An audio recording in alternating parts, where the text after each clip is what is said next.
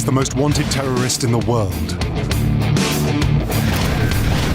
After almost a decade, US intelligence has finally tracked Osama Bin Laden down to a compound in Pakistan. SEAL Team 6, a US elite special forces unit, is tasked with a now historic capture or kill mission. They had been waiting for this call for years. This is the inside account of one of the most famous Black Op missions of all times. It gets more excitement in the air and everybody starts getting a lot more serious. Board the helos, we're definitely going now. We're going in, it's going in at night. How SEAL Team 6 planned this high-risk raid and how it almost failed. Now on Black Ops, taking down Bin Laden.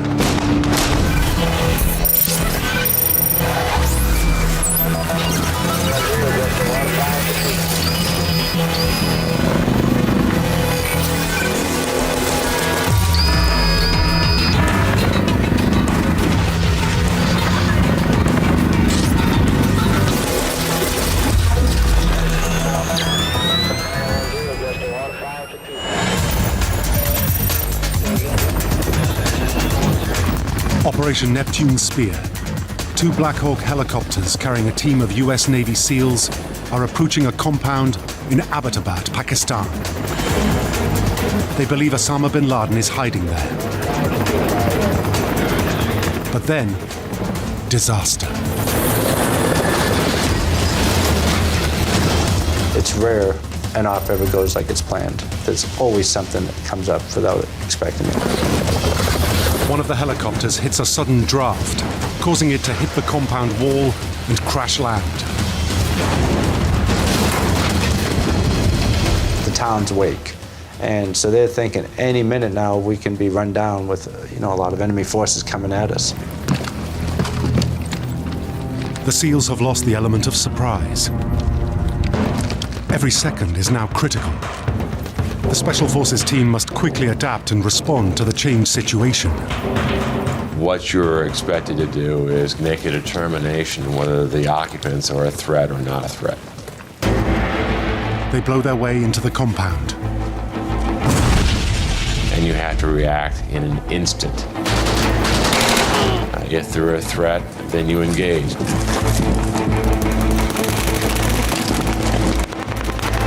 This elite unit has trained for every scenario.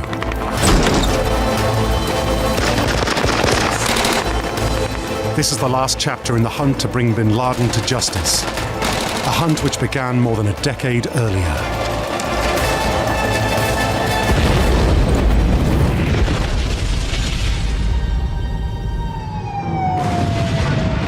On 9/11/2001, the US endures the worst attacks on its soil in modern history.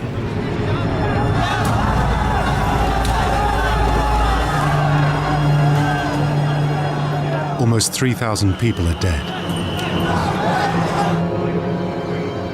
President Bush vows to hunt down Osama Bin Laden, Al-Qaeda's leader and the mastermind of the attacks, and bring him to justice. There's an old poster out west, as I recall, that said, "Wanted, dead or alive."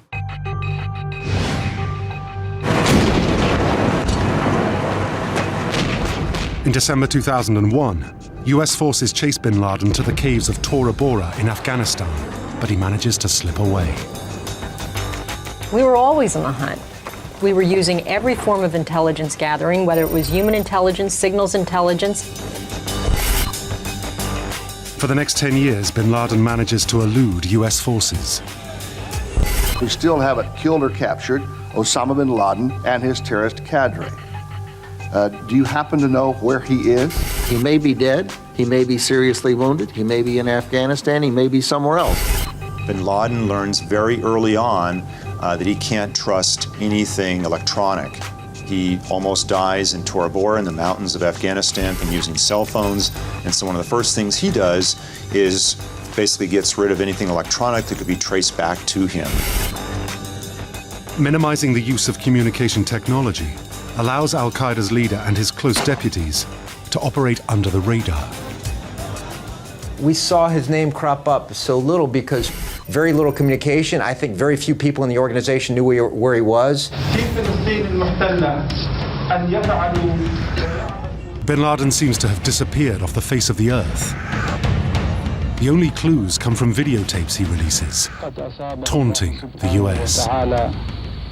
You were looking at things as simple as the foliage and the light and the terrain to try and figure out where it may have been taped. We looked at his health. Did he use particular words? Was it possible that what looked like just a sort of message to followers might have had some embedded message? Bin Laden has found a way to still control the organization. He basically becomes reliant on a series of individuals, couriers in particular, who bring him information, be it the latest battle reports. They then in turn take his directives back out to his lieutenants in this way. Over the decade, the US does make some progress. Senior al-Qaeda figures are captured and interrogated. The importance of getting the big players in the organization, the archetypal plotters in the al-Qaeda organization, was partly trying to learn locational information. Where is the man? So the first question you might ask him might be things like, where's Bin Laden? Despite these successes, public enemy number one remains at large. By the time President Obama takes office in 2009, most people believe he'll never be caught. There are fewer and fewer sightings of him. Bin Laden is making fewer videos, although still some. And when he does make a video, there's a spike in interest, of course, within the government. But at the CIA, some analysts are still looking for new clues. The bits and pieces are things like talking to detainees. How does the network operate? Watching them move. Case officers suggest studying the structure of al-Qaeda's network. Who does Bin Laden use to pass messages, allowing him to remain undetected? The analysts believe the answer to this question will lead them back to Bin Laden. Somebody says something here, somebody says something there. Over the course of years, you accumulate those grains and slowly a picture comes into focus. After years of frustration, the analysts believe they've got something. When we started looking at terrorist organizations, and if you look at them historically, they're not Western hierarchies. When you sit at the threat table, for example, you're talking about a facilitator here, a fundraiser there. The organization itself, as you go up to the top, they don't always talk to each other. It's very diffuse. It's more like fabric than a hierarchy. They knew there was probably a courier out there. And it was from some of these initial interrogations at Guantanamo Bay and other prisons that they learned of one courier in particular. Al-Qaeda's detainees reveal the courier Bin Laden trusts is someone who's known as al-Kuwaiti, the man from Kuwait. Digging deeper, they find his real name, Saeed Ahmed. If they find him, they may be able to find his boss. Through intercepts of his cell phones as he traveled throughout the Gulf and Pakistan, they figured out that he seemed to still be in touch with the highest ranks of al-Qaeda, and they started tracking him on the ground in Pakistan. As they track him, CIA operatives notice a highly suspicious pattern to al-Kuwaiti's behavior. They found this very strange thing he would do was to turn off his cell phone and then drop off the map for a while. Things that made the Americans think, this is the kind of extraordinary measure that the most hunted terrorist in the world might take. Let's follow this guy. The breakthrough comes when the agents manage to follow the courier's car.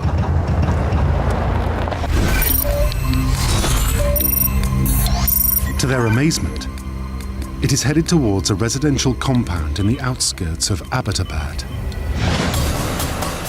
a Pakistani army town about an hour-and-a-half drive from the capital, Islamabad. It's the home of Pakistani's West Point, one of its top military academies. It's a garrison town. The CIA starts watching the compound. surveillance reveals that al-Kuwaiti, the courier, lives there with his brother and their families. But they are not alone. Hidden behind unusually high walls, there are other residents, perhaps even another family, living on the top floor of one of the buildings. Once they had a place to focus on, you can bring kind of the full technological weight on this compound. And so there was really no expense spared. Satellites were shifted. You're basically using every technological mean, every covert mean on the ground. Initial analysis of the surveillance reports is encouraging. They still don't know who's in the compound, of course, in Abbottabad, but they suspect it's somebody quite senior, either in Al-Qaeda or one of the other terrorist organizations. Finding out who that mysterious senior person is will not be easy. Abbottabad was teeming with military officials, likely intelligence officials, security officials to protect the Pakistani military. So it was a very difficult operating environment. It's so difficult that at first, the CIA is focusing the effort on surveillance from space. You had satellites peering down night and day, trying to get us an image of whoever was working in there. You had electronic eavesdropping equipment that was trying to pick up any signals, be it emails, text messages, cell phone conversations, and you had this new stealthy aircraft that was flying high over Pakistan, trying to get a glimpse of Afghanistan inside. After weeks of satellite imagery, the efforts pay off. US intelligence teams manage to identify a figure who occasionally takes walks around the courtyard, but appears to never leave the compound. The analysts are convinced they have found an HVT, a high-value target. They call him the Pacer. The Pacer is very tall. Bin Laden is about 6'4". It's a tantalizing clue, but any attempt to get closer and confirm it is indeed Bin Laden is fraught with risk. The challenge became, we think we have someone important here, but is it someone high enough on the ranks to risk a manned mission into the country that could completely upset the relationship with Pakistan for years to come? To try and confirm they have the right man, the CIA activates agents on the ground. They had a safe house overlooking the compound where they had Pakistani agents, people spying for the CIA, trying to establish what they call a pattern of life. Who goes in, who goes out, how many people live there, who's interacting with the compound. There were women and children that would leave, come and go from the compound. They would go shopping. The children, however, seemed to be mostly stayed inside, but they never saw the individual, the tall individual, the Pacer as they called him, they never saw him leave the compound itself. So that raised even more suspicions. The agents soon report on the unusual behavior patterns of the residents. The house itself had no real connections to the outside world. There was a satellite dish, but there were no phone lines. There were no hard wires beyond some electricity wires going in and out. It's as if these people wanted to live off the grid. My first reaction when they described the compound in Abbottabad was that we had something that was very unusual. Neighbors say the compound's residents keep to themselves. Occasionally, they have visitors. Strangely, they burn their trash. In Washington, the analysts are still trying to determine who is the high-value target in the compound. But it's decided there is enough to brief the president. President Obama's top counterterrorism and intelligence officials go to him and say, look, we think we may have the location where bin Laden is right now. We can't be certain, but given all the other clues that we have, Obama is cautiously optimistic. This is by far the most solid lead they've had on the location of bin Laden in years. Once the intelligence reached a point where there was at least a higher confidence level about the possibility, the next question we asked was, what should we do operationally? A group of the president's closest advisors is called in to discuss the new lead. There are many questions on his mind. are the military options? What are the diplomatic options? What are the political options here that I'm dealing with? And so he and his advisors began talking about those kind of options, tasking the military and the CIA to come up with options of how you deal with this, assuming bin Laden's there. Officially, the Situation Room meetings don't exist. The top secret is shared only with a handful of people in the White House.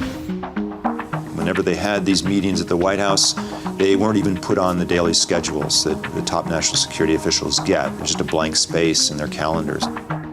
There's a danger that if bin Laden is among the compound's residents, he may slip away before a plan is hatched. There may be escape routes or tunnels leading out of the compound. They have to act fast. CIA Director Leon Panetta wants to move things to the next stage. He calls in the commander of US Special Forces, Vice Admiral William McRaven. Bill McRaven is a bit of a legend in the community for a booming voice, a lot of charisma. His guys love him. He has always been hard-charging, a good, clear thinker, and has always understood that modern warfare changes and special operations has to be flexible. McRaven oversees JSOC, the Joint Special Operations Command. He wrote the book on Black Ops. He needs to come up with a plan. The machinery of intelligence and special operations has grown in the past decade plus. The world of counterterrorism operations, in fact, the world of joint operations generally, whether it's pirates or counterterrorism or cartels, is incredibly evolved. I think it's night and day from what we would have had back on 9/11. In the next weeks, his team will have to figure out if there is enough intelligence to go after the target. If so, what kind of an operation is feasible, and which is the best unit to carry it out. McRaven is looking at what operatives on the ground found through surveillance, satellite imagery, and the analysis of communication intercepts. After reviewing the intelligence, McRaven is ready to present 3 options to the president and his team. The first option involves a massive bombing campaign by a B-2 bomber. The advantage of this kind of campaign would be kill anybody in the compound. The downside, of course, was you'd never be sure bin Laden was ever there. Another option is a more surgical drone strike. They have proved effective against Al-Qaeda before. A couple of the senior advisors to the president were all for dropping a small munition, a missile, onto the compound. But others were arguing that there were a lot of civilians in the compound, women, children. That would produce many casualties. And a drone strike would still not guarantee knowing if they had actually killed bin Laden or not. Leaving just one other option.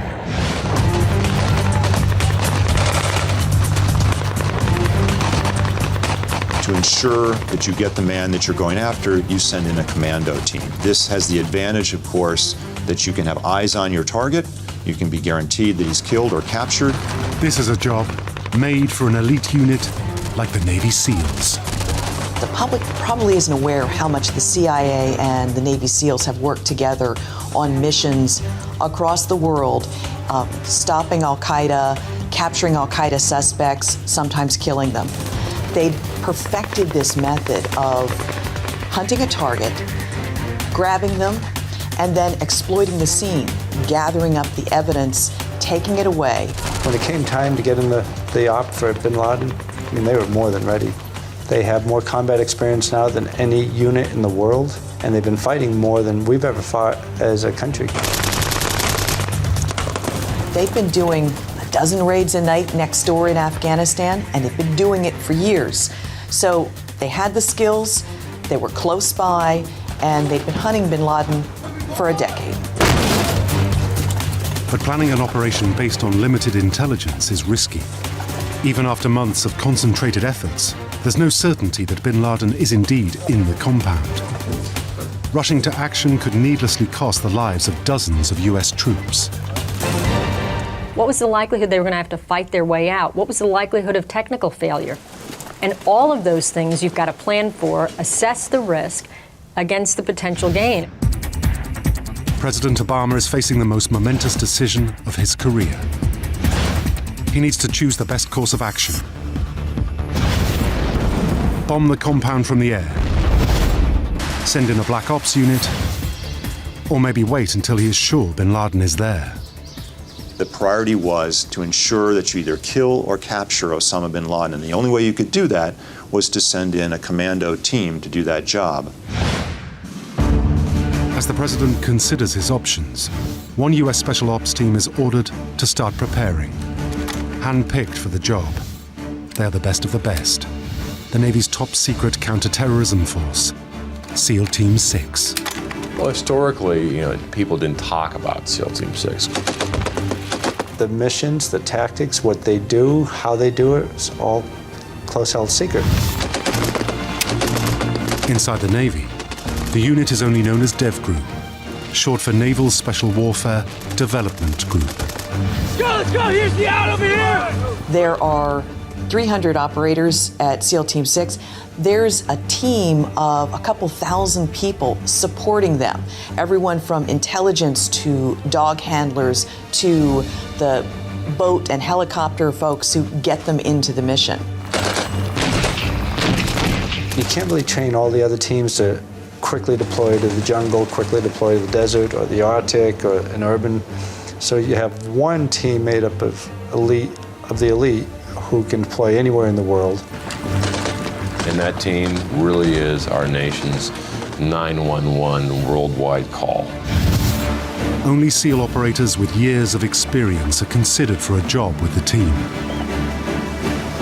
You have to screen to become a part of SEAL Team 6. There's an additional years of training, of screening, of requirements that involve. McCraven knows he can rely on Team 6. He was once a commander with the unit and helped shape it as one of the best counter-terrorism forces in the world. I think the thing that separates SEAL Team 6 from all others is SEALs just don't quit. They're trained never, ever quit. Over the last decade, US Special Forces have had a great deal of operational experience. Thousands of operations have been conducted. Many of them are not on the front page, but almost all have had a significant influence on the direction of the war on terrorism. One of the few publicly known missions was the rescue of the captain of the Maersk Alabama from Somali pirates, who hijacked his boat near the Horn of Africa in 2009. The hostages were rescued, the snipers, did their hit on the Somali pirates. But for every one that you hear about, there's 100 successes you don't hear about. In Iraq and Afghanistan, nightly raids have been part of the SEALs mission. They are ready for action. The SEALs got the go-ahead to start planning for this raid, and a small team worked on a model of the compound, figured out how they would go in, what was the best way to get everyone subdued, kill, capture. They were going to train and train and train and be ready if the president said, get on that plane and get to Pakistan. Not one of them breathed a word to their families or to their other SEAL teammates at SEAL Team 6. There's one real concern about keeping the mission secret. Should the US involve the Pakistani government? There are worries about trust. Over time, we saw problems working with Pakistani intelligence. Information going out the back door, for example, when we were cooperating with them. Too often, when they got a tip, it turned out that an hour before a raid, for instance, mysteriously the target of that raid would disappear. He would have been tipped off. The president determines that bringing the Pakistanis in on the plan could mean losing the one chance in almost a decade to get Osama bin Laden. But keeping the Pakistanis in the dark makes this raid even more risky. This is crossing a border, crossing a large territory of Pakistan, a sovereign country, without the knowledge of local security services, with the prospect that local police might get onto you and start shooting you in Abbottabad. The risk factors here were incredible. The consequences of a potential disaster weigh heavy on the president and his aides. In the back of everyone's mind is the failed Desert One operation to rescue hostages from Iran in 1980. 8 American servicemen were killed when their helicopters collided on the way to the mission. It was a crushing blow for the Carter presidency.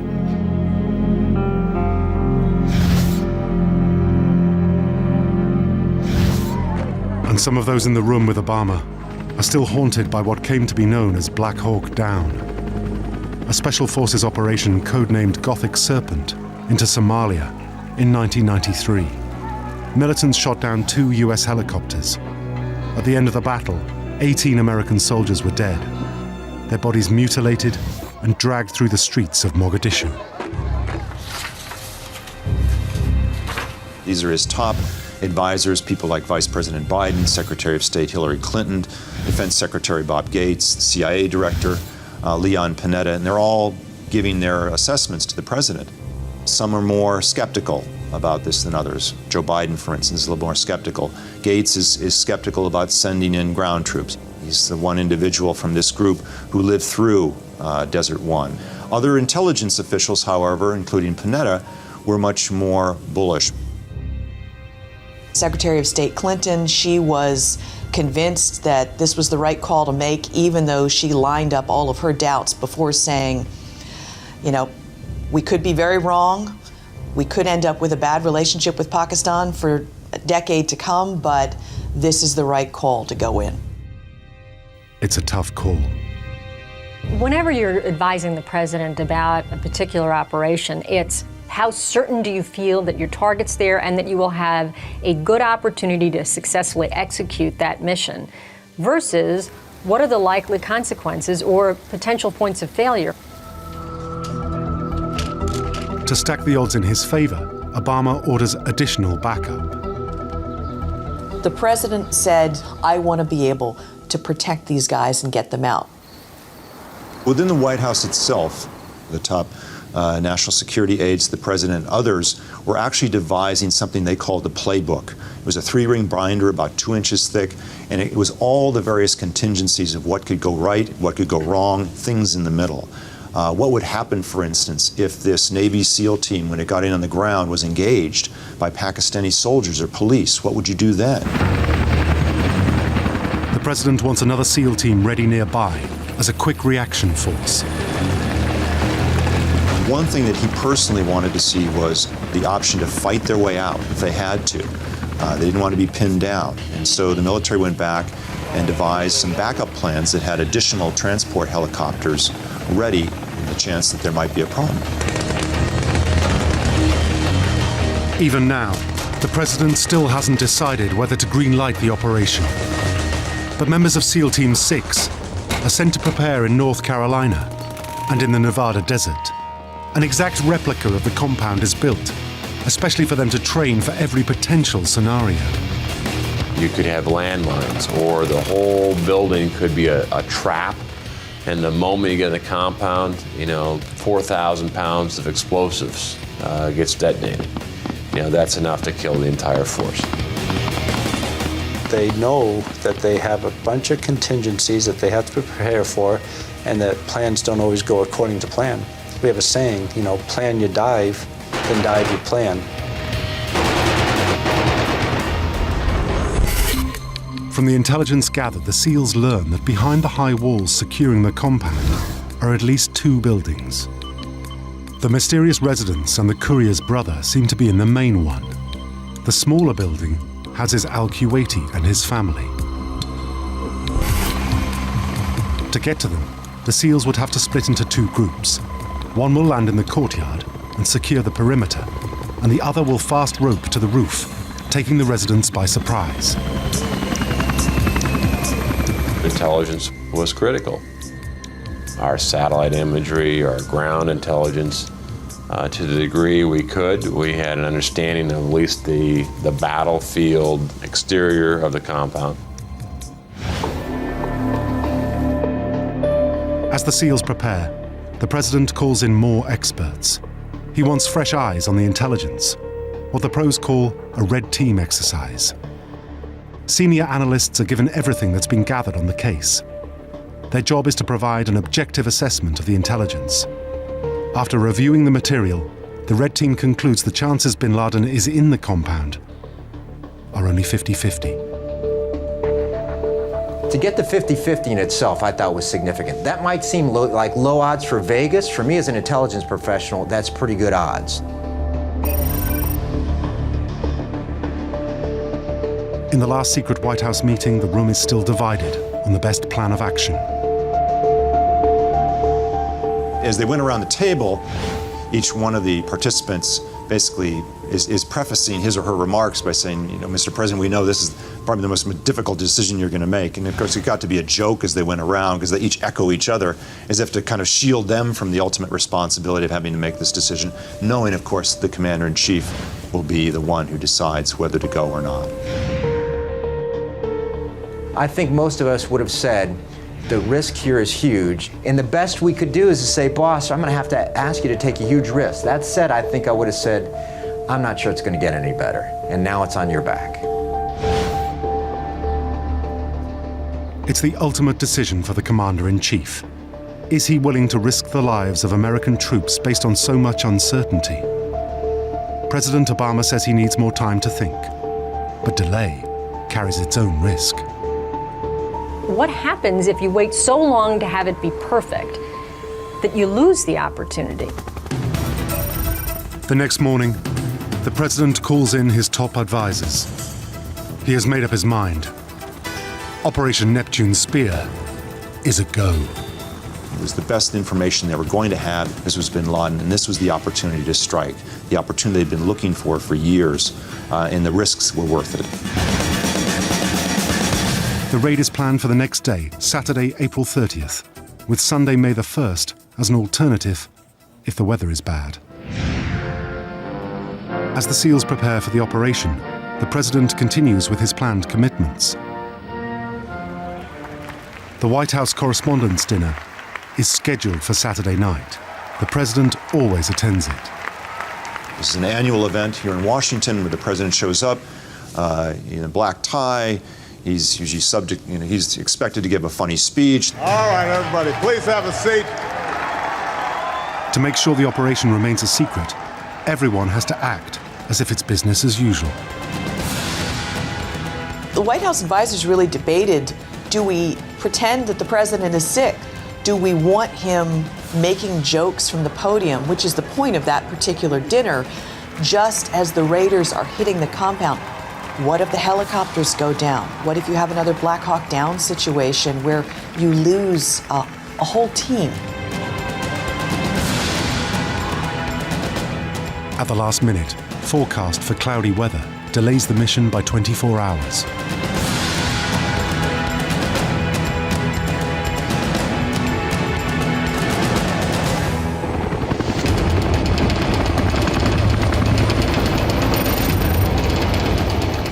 (11 p.m. in Jalalabad, Afghanistan. It's a moonless night. 2 Black Hawk helicopters take off from a US airbase. Each is carrying 12 members of Navy Seals Team 6. The operation to get Osama Bin Laden, codenamed Neptune Spear, is finally underway. Boy, this is a little hairy here. Okay, we are flying into Pakistan. Yeah, this is a go. This is definitely a go. And then it gets more excitement in the air, and everybody starts getting a lot more serious. We're definitely going now. We're going in. It's going in at night. On the tense flight to Abbottabad, the troops go through last-minute preparations. And there'll be a very detailed patrol leader's order. It's time you're going in, time you're coming out, what gear you're going to take, who's going to be sitting where in the helos. These SEALs were hand-picked for the mission because of their specialities and experience. It's the operation they've long been waiting for. You're going through the what ifs. You know, what if we get fire upon infiltration? What if the fast rope is in the wrong spot? You know, what if we get around and the helicopter, you know, is downed outside the compound, where now you need to protect not only the pilots, you know, where are you going to move them into? You know, you're kind of going through your playbook. The troops also find time for a personal moment. The air is so thick. People are saying last-minute prayers and thinking about the families, and making sure the weapons are loaded, doing press checks, making sure there's a round in the chamber, making sure all the gear is secured, going over last-minute notes with the buddies, thinking of all the details. Also on board the aircraft, a translator and a dog named Cairo, member of the Canine Unit. They're for anti-personnel and sniffing things out. Let's go search something for smell, looking for somebody. Cairo was a veteran of many raids. He'd actually been wounded in a previous raid and had taken 6 months out to recuperate. The SEALs are flying in new stealth helicopters, specifically designed for this mission. The SEALs have the state-of-the-art equipment. And every year and every generation, the helicopters get a little faster, a little lighter, a little harder to detect. The operation pilots are the Night Stalkers, members of the Army's elite 160th Special Aviation Regiment. We're called Night Stalkers for a reason. We tend to like to fly at night to give us the cover of darkness. Flying in the dark is a lot different than flying in the day, and sound acts differently, light obviously acts differently. The whole mission is planned to hit the target from an unexpected direction and at an unexpected time. Journey to the target in Abbottabad takes about 90 minutes. The two stealth helicopters manage to cross the border to Pakistan undetected. You're going to have weather radar, so you can detect storms or electrical storms that could be on the horizon. You're going to have weapons, and these weapons are generally not found in the conventional Army inventory. So these are specifically designed to get onto an objective. A lot of the aircraft today have long-range fuel probes, so they can do aerial refueling. In the original plan, they were going to fast rope down into the outer courtyard. It would have taken 2 minutes to land these guys, and maybe 10 minutes in all to storm both buildings. Just as he's hovering above the compound, preparing to land, one of the pilots hits serious trouble. The air was hotter than anyone had expected, and the helicopter lost control because the air was thinner, and the helicopter therefore was heavier and started falling a little bit through space, sliding greasily back and forth. Drones flying over the compound stream the unfolding disaster back to Vice Admiral McRaven in Jalalabad, the CIA headquarters in Langley, and to the Situation Room in the White House. They're all jammed in a very small kind of room, listening, watching the feed. All they could see is the helicopter going down and then crashing and wondering, have we just lost the mission? With one helicopter down and the loss of the surprise element, the SEALs will have to quickly adapt to the situation, or the whole operation could be compromised. It landed upright, just landed a little hard. We call that an uncontrolled landing or a hard impact landing. And in that case, it became mechanically impossible for that aircraft to take off. In the Situation Room, the tensions are running high. Your heart's in your throat. You don't know at any moment if the Pakistanis are going to come rushing in. You don't know if you're going to hear that the whole mission has been lost. The White House advisors are desperate to hear if the SEALs survived the crash. An extremely tense moment until they heard from McRaven, no, the guys are out, the guys are good. and we're prepared for this, we're modifying the plan. When Admiral McRaven indicated a kind of, this is not a problem, these guys are going to do the job, it gave me a sense of confidence. In Abbottabad, the pilot buries the nose of the helicopter in the ground. If failure is not an option, you have to have a way to accomplish the mission. One thing that's critical to the success is imaginative operators on the ground and people that can shift gears. The SEALs immediately activate Plan B. When things go wrong, you're not going to overreact. You have a checklist, and you can get through just about anything. They quickly organize themselves to storm the compound from the ground. The first thing the guys have to do is get a full head count, make sure everybody's there. But the crash has caused noise. The town's awake. And so they're thinking any minute now we can be run down with a lot of enemy forces coming at us.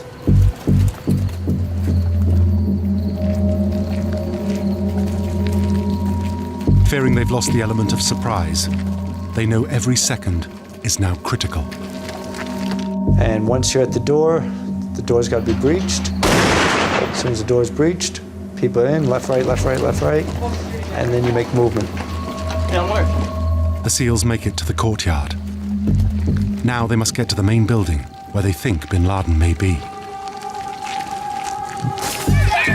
There were these knots of children who were trying to avoid getting caught, trying to avoid getting hit, and not knowing what to do or where to run. They still don't know who else is in the compound and how many people are armed.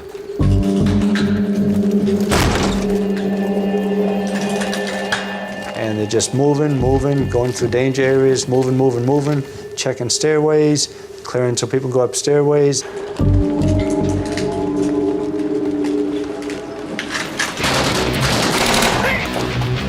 When someone opens fire, they engage.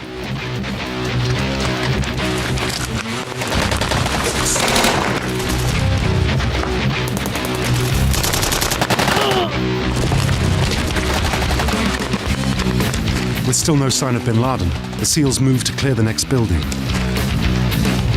They find that most entrances and pathways are barricaded or blocked. The key is to have the standard operational procedures that allow a unit to flow through a structure like that, keeping a target in mind, keeping security in mind. They get a closed door, they know to get security on it, people blast through the door.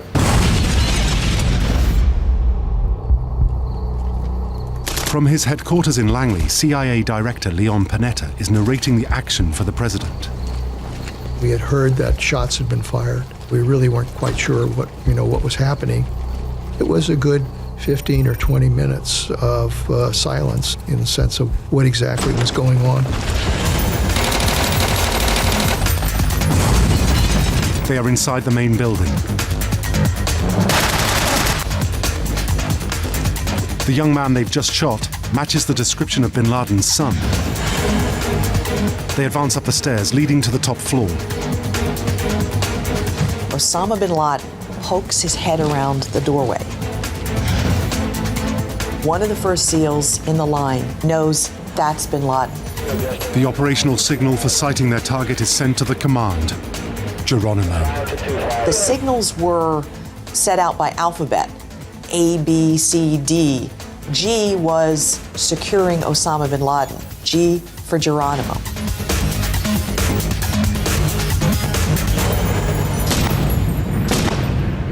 They gun down Bin Laden with the signature double tap. One shot to the chest and one to the head. In the Situation Room, it was, we got him, we think, wait, maybe, we hope. Those were very long and tortuous moments, waiting for the word. They move in to confirm they got the right man. A message is sent back, EKIA, enemy killed in action.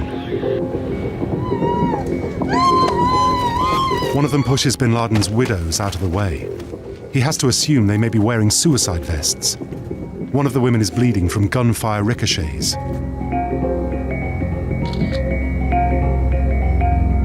They collect DNA samples. The SEALs started evidence collection, taking photographs of bin Laden's face and sending those back so that two waiting teams in the CIA, who were facial recognition experts, measuring the length of the nose, the length of the jaw.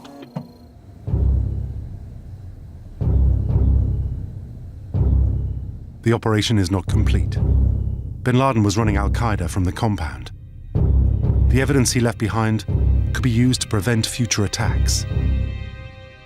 It took them 19 minutes to get to bin Laden, and then in the rest of the time, they were going from room to room, looking for computers, cell phones, documents, anything that might tell them what bin Laden had been doing there for the past 6 years, and anything that might lead them to other parts of the network. But every minute they spend gathering material puts the teams at greater risk. One of the helicopters positioned nearby makes its way to the compound to assist in evacuating them. We have everybody. We have the aircraft. Are we exiting on the right route? Before taking off, one team blows up the crashed helicopter, making sure its classified design features and technology will not fall into the wrong hands.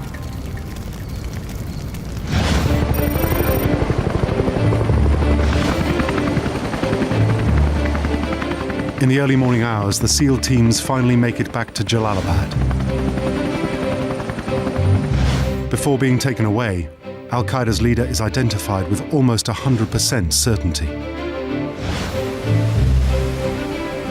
Hours later, his body will arrive at the USS Carl Vinson, and bin Laden will be given a burial at sea.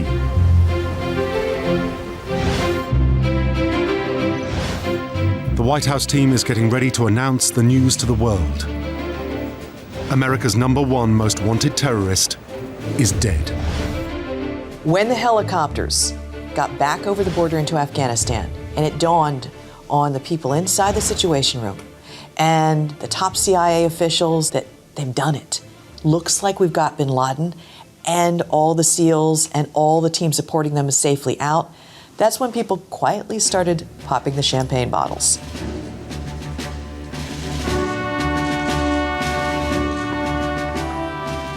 Good evening. Tonight, I can report to the American people and to the world that the United States has conducted an operation that killed Osama Bin Laden, the leader of Al-Qaeda, and a terrorist who's responsible for the murder of thousands of innocent men, women, and children.